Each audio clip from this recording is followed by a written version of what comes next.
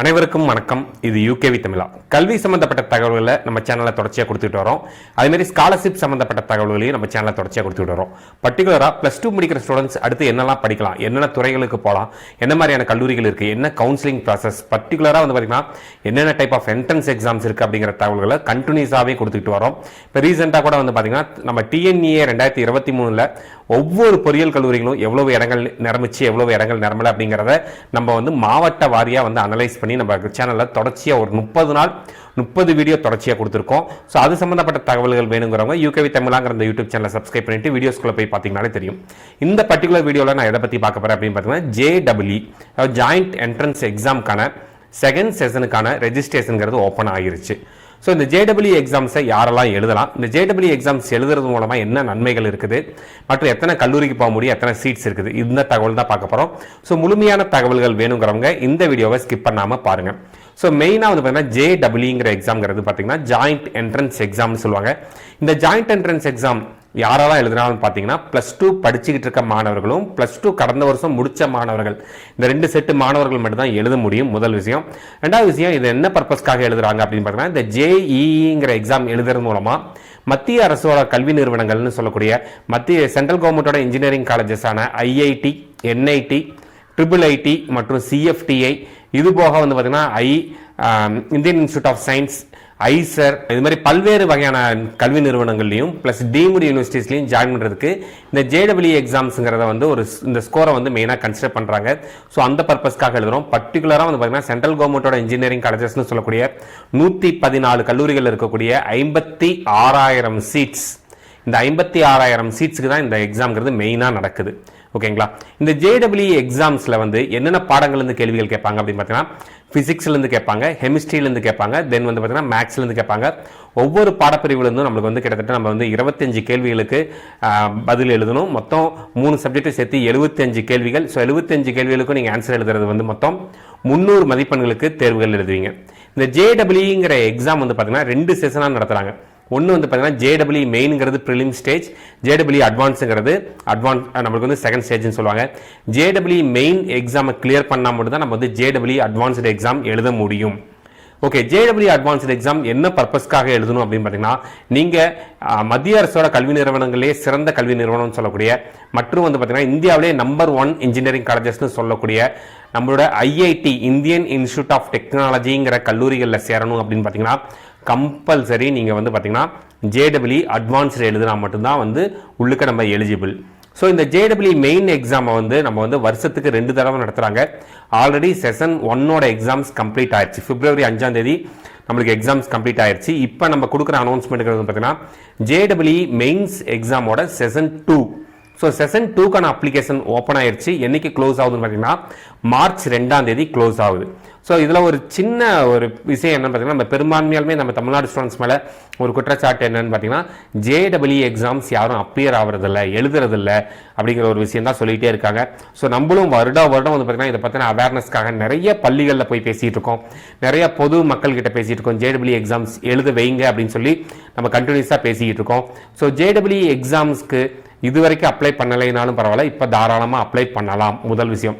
ரெண்டாவது விஷயம் வந்து பார்த்தீங்கன்னா ஆல்ரெடி நான் செஷன் 1 எழுதிட்டேன் சார், இப்போ நான் இந்த எக்ஸாம் செஷன் 2 எழுதணுமான்னு கேட்டால் தாராளமாக எழுதலாம்.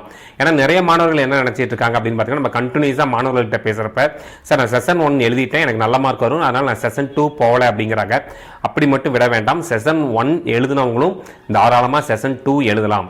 இந்த 2 தேர்வுகளையும் எந்த மதிப்பெண்கள் நீங்கள், அதாவது வந்து மதிப்பெண்கள்னு சொல்கிற தாண்டி பர்சன்டைல்னு சொல்லுவாங்க. ஸோ பர்சன்டைல் எந்த இதில் வந்து பர்சன்டைல் அதிகமாக இருக்குதோ அந்த பர்சன்டைலை கன்சிடர் பண்ணுறதுக்கு நிறைய வாய்ப்புகள் இருக்குது. ஸோ JEE செஷன் 2 புதுசாக அப்ளை பண்ணாலும் சரி, ஆல்ரெடி நீங்கள் செஷன் 1 அப்ளை பண்ணவங்களா இருந்தாலும் சரி, கண்டிப்பாக எழுதுங்க. ஸோ இதில் என்ன சார் வித்தியாசம் அப்படின்னு பார்த்தீங்கன்னா புதுசாக அப்ளை பண்ணுறவங்க நீங்கள் ஃபஸ்ட்டு வந்து ரெஜிஸ்டர் பண்ணணும். அதுக்கப்புறம் உங்களுக்குன்னு ஒரு லாகின் ஐடி பாஸ்வேர்டு கிரியேட் ஆகும். அதை வச்சு நீங்கள் வந்து எக்ஸாம் டீட்டெயில்ஸ் எல்லாமே அவங்க கேட்குற டீட்டெயில்ஸ்லாம் ஃபில் பண்ணி நீங்கள் அமௌண்ட் பே பண்ணி அப்ளிகேஷன் ஃபீ பே பண்ணி நீங்கள் இந்த செஷன் 2 எழுதலாம். ஆல்ரெடி அப்ளை பண்ணி வச்சிருக்க மாணவர்கள், அதாவது செஷன் 1 எழுதின மாணவர்கள் என்ன பண்ணலாம்னு பார்த்தீங்கன்னா உங்களோட ஆல்ரெடி யூசர் ஐடி, உங்களோட நீங்கள் ஏற்கனவே இந்த அப்ளிகேஷன் நம்பரை வச்சு யூசர் ஐடியும் பாஸ்வேர்டு மட்டும் கொடுத்து நீங்கள் அங்கே போயிட்டு என்ன மீடியமில் எழுதுறீங்க, எந்த எக்ஸாமினேஷன் சென்டரில் வேணும், என்ன கொஸ்டின், என்னென்ன பேப்பர்ஸ், இதில் வந்து பார்த்தீங்கன்னா பேப்பர் 1, பேப்பர் 2, பேப்பர் 2Aன்னு இருக்கும். ஸோ நீங்கள் என்னென்ன பேப்பர் எழுதுறீங்களோ அந்த பேப்பர்ஸ்க்கு அப்ளை பண்ணி எக்ஸாமினேஷன் ஃபீ மட்டும் கட்டினா போதும். ஆல்ரெடி எழுதுறவங்க, புதுசாக அப்ளை பண்ணுறவங்க எல்லா டீட்டெயில்ஸுமே பேசிக்கான உங்களோட ரெஜிஸ்ட்ரேஷன் டீட்டெயில்ஸ்லேருந்து எல்லாமே ஃபில் பண்ணணும். ஃபில் பண்ணி தான் நீங்கள் என்ன பண்ணணும் அப்படின்னு பார்த்தீங்கன்னா நீங்கள் வந்து இந்த எக்ஸாமுக்கு அப்ளை பண்ண முடியும்.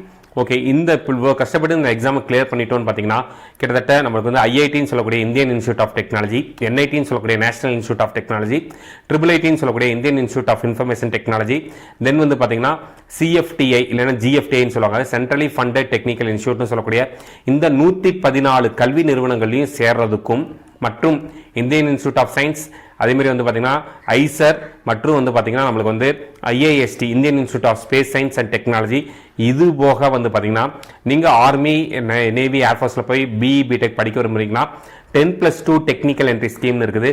அதுக்கு பேசிக் எலிஜிபிலிட்டியை நீங்கள் JEE மெயின் எக்ஸாம்ஸ் கிளியர் பண்ணணும். ஸோ இதுமாதிரி பல்வேறு கல்வி நிறுவனங்களுக்கு வந்து பார்த்தீங்கன்னா JEE ஸ்கோர்ஸை வந்து கன்சிடர் பண்ணுறாங்க. அதுவும் இல்லாமல் பார்த்தீங்கன்னா டீம்டு யூனிவர்சிட்டிஸ் லைக் உங்களுக்கு அமிர்தா ஆகட்டும், இல்லை வந்து சாஸ்திரா ஆகட்டும், சாஸ்திராலாம் கிட்டத்தட்ட நமக்கு வந்து JEE ஸ்கோர்ஸை வச்சே தான் பாதி அட்மிஷன் 50% அட்மிஷன்கிறது தர்றாங்க. இது மாதிரி நிறைய கல்வி நிறுவனங்களை வந்து பார்த்தீங்கன்னா JEE ஸ்கோர்ஸ் வந்து கன்சிடர் பண்ணுறாங்க. ஸோ தமிழ்நாட்டு மாணவர்கள் நம்ம வந்து அட்லீஸ்ட் ட்ரை பண்ணுங்கள். அதாவது இப்போ படிச்சுட்டு இருக்க +2 மாணவர்கள் இதுக்கு அப்ளை பண்ண பாருங்கள். +1 மாணவர்கள் இப்போ இருந்தே ப்ரிப்பேர் பண்ண ஆரம்பிங்க. JEE எக்ஸாம்ஸ்க்கு உங்களுக்கு டைம் இருக்குது, தாராளமாக அடுத்த வருஷம் நீங்கள் எழுதலாம். பட் +2 மாணவர்களுக்கு நான் முக்கியமாக சொல்லிக்கிற விஷயம் வந்து பார்த்தீங்கன்னா நீங்கள் வந்து ப்ரிப்பேரே பண்ணலைனாலும் பரவாயில்ல, அட்லீஸ்ட் அப்பியர் ஆகி பாருங்க. ஒரு கேள்விகள் எப்படி வரும், அந்த கேள்விகளுக்கு நம்ம எப்படி ஆன்சர் பண்ணணும், இந்த மாதிரி விஷயங்களை தெரிஞ்சுக்கிட்டீங்கன்னா இது பின்னாடி உங்களுக்கு வந்து ஒரு இன்டர்வியூ போகிறப்ப ஆப்டிடியூட் கொஸ்டின்ஸ் அட்டன் பண்ணுறதுக்குலாம் நம்மளுக்கு ரொம்பவே யூஸ்ஃபுல்லாக இருக்கும். இதுதான் வந்து பார்த்தீங்கன்னா JEE எக்ஸாம்ஸ் பற்றின தகவல்கள்.